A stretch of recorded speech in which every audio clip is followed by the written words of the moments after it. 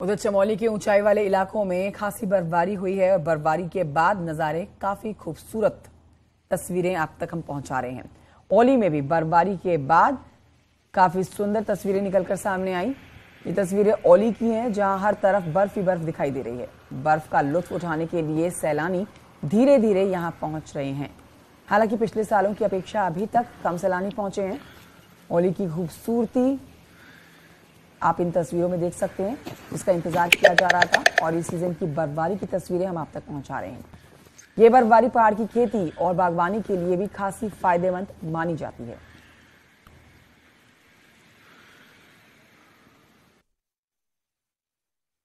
पहाड़ों में जमकर बर्फबारी होने से सड़कों पर बर्फ जम गई है, जिससे यातायात ठप हो गया है।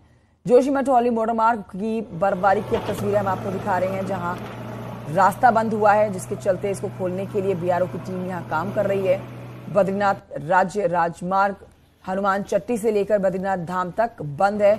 मलारी राष्ट्रीय राजमार्ग भी बर्फबारी के चलते बंद हो चुका है, जिसे खोलने का काम जारी है। गोपेश्वर मंडल मोटर मार्ग भी कई किलोमीटर आगे बंद हो चुका है, जिस पर लोक निर्माण विभाग बर्फ हटाने का काम शुरू कर चुका है। पहाड़ों में लगातार बर्फबारी का दौर जारी है और तस्वीरें सीधी आपके सामने चमोली से।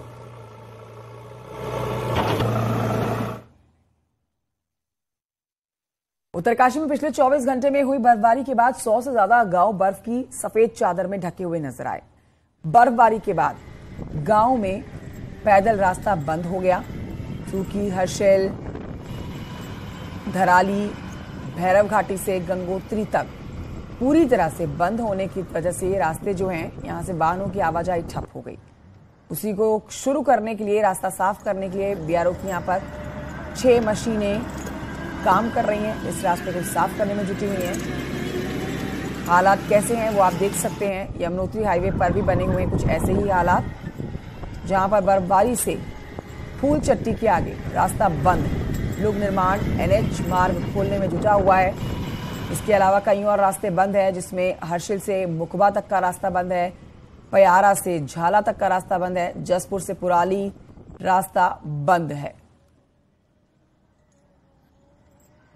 अब पर्यटक व्यवसाय वालों के लिए बड़ी खुशी की बात है कि इस बर्फ को गिरने से पर्यटक लोग तो बढ़ेंगे ही, साथ में जो किसान लोग हैं उनको भी काफी फायदा होगा फसल के लिहाज से। वहीं आगे बढ़ते हुए आपको बद्रीनाथ धाम की तस्वीरें दिखाते हैं, जहां पर जमकर बर्फबारी हो रही है। और कुछ दिन पहले भी बद्रीनाथ धाम में बर्फबारी हुई थी, लेकिन इस बार बद्रीनाथ धाम में अच्छी खासी बर्फबारी हुई है, जिसकी 2 तस्वीरें जो आप देख रहे हैं बद्रीनाथ और केदारनाथ धाम की, दोनों ही जगह पर देखिए आपको सफेद चादर के अलावा और कुछ नहीं दिखाई देगा। जहां तक नजर जाती है वहां तक बर्फ ही बर्फ, और ये बर्फ काफी मोटी है, काफी कई फीट तक ये बर्फ जमा हो चुकी है। बद्रीनाथ धाम में जमकर बर्फबारी, यहां 2 से 3 फीट तक की बर्फ जमा है।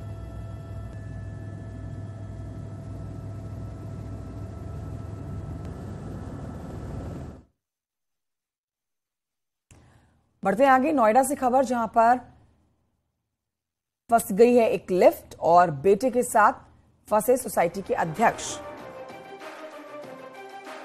गार्ड मेंटेनेंस कर्मी लिफ्ट को खोलने की कोशिश कर रहे हैं। ग्रैंड अजनारा सोसाइटी का मामला, सेक्टर 113 थाना इलाके में है ये सोसाइटी।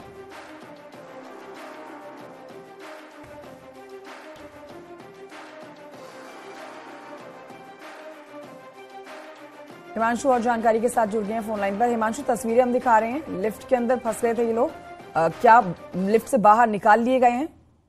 बिल्कुल, देखिए कंचन, आपको बता दें ये मामला कल देर शाम का है, और जब ये परिवार नीचे जा रहा था उस दौरान ये घटना हुई। लगातार जिस तरीके से हम लोग देख भी रहे हैं, हाई राइज सोसाइटीज में इस तरीके के मामले सामने आ रहे हैं। ऐसे में लिफ्ट एक्ट की वही जो है बातचीत की जा रही है। फिलहाल परिवार को निकाल लिया गया है, बच्ची और उसके पिता से। पिता ग्रैंड अजनारा सोसाइटी के एओए के अध्यक्ष भी हैं। फिलहाल दोनों सुरक्षित हैं और निकाल लिया गया, लेकिन इस तरीके की घटनाएं बढ़ रही हैं। ऐसे में लिफ्ट लॉ की बात की जा रही है और उस पर सरकार से बात भी की जा रही है। जी ठीक है, बहुत शुक्रिया आपका हिमांशु जानकारी के लिए।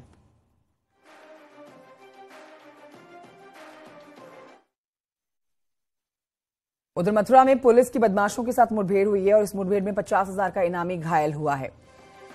बनारस रेंज से बग्गा पर 50,000 रुपए पर इनाम इसके ऊपर घोषित है और मुठभेड़ के दौरान ये बग्गा उर्फ मुन्ना इसके 4 साथी गिरफ्तार हो चुके हैं।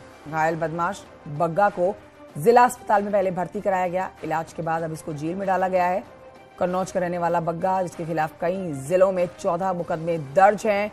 पुलिस की टीम ने मौके से अवैध असलाह बरामद कर लिया है। नितिन गौतम और जानकारी देंगे, फोन लाइन पर मौजूद है। नितिन गौतम, ये बड़ी सफलता पुलिस के लिए, कैसे इसकी गिरफ्तारी हुई है? जी देखिए, जिस तरीके से सूबे के मुख्यमंत्री योगी आदित्यनाथ ने जो अपराधियों पर शिकंजा कसने के निर्देश जो है लगातार पुलिस कप्तानों को दे रखे हैं, उसी क्रम में एसएसपी शैलेश पांडे लगातार अधिनिरीक्षण में बैठक कर रहे हैं और उनको अपराधियों के खिलाफ अभियान चलाने के निर्देश दे रखे हैं। उसी क्रम में आज सुनील पुलिस और एसटीएफ को एक बड़ी सफलता हाथ लगी जब बनारस रेंज से 50,000 का इनामी बदमाश एक सूचना के आधार पर पुलिस की उससे मुठभेड़ होती है। मुठभेड़ में बदमाश अपने 4 अन्य साथियों के साथ गिरफ्तार होता है। बताया जाता है कि अपराधी जो 50,000 का इनामी अपराधी है वो लगातार वारदातों को अंजाम दे रहा था और डकैती की एक वारदात में वांछित था। फिलहाल जो घायल बदमाश है उसको पुलिस ने जिला अस्पताल में इलाज के लिए भर्ती करा दिया। वहीं उसके 4 अन्य साथियों को दबोच लिया है। पुलिस ने इनके पास से अवैध असला भी बरामद किए हैं। जी शुक्रिया आपका नितिन गौतम जानकारी के लिए।